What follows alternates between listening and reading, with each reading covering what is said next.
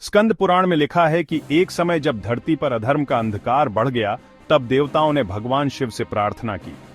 शिव जी ने मुस्कुराते हुए कहा, धैर्य रखो, अभी समय है मेरे पुत्र स्कंद के अवतार का। लेकिन सवाल उठता है, स्कंद कौन थे? वे वही हैं जिन्हें हम कार्तिकेय के नाम से जानते हैं, युद्ध के देवता जो अधर्म का अंत करने के लिए जन्मे थे। कथा शुरू होती है जब तारकासुर नामक असुर ने देवताओं को पराजित कर स्वर्ग पर अधिकार कर लिया। तब सब निराश हो गए, किसी के पास शक्ति नहीं बची थी। तभी ब्रह्मा जी ने भविष्यवाणी की, तारकासुर का अंत सिर्फ शिवपुत्र ही करेगा।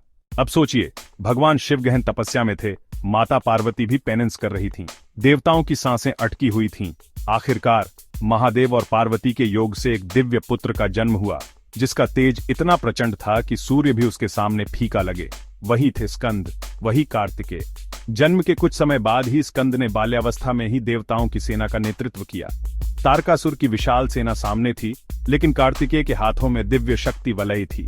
युद्ध आरंभ हुआ, धरती कांप उठी, आकाश में बिजली कौंध गई, और जब स्कंद का पहला वार तारकासुर पर पड़ा, पूरा ब्रह्मांड थम सा गया। कहानी यहीं खत्म नहीं होती।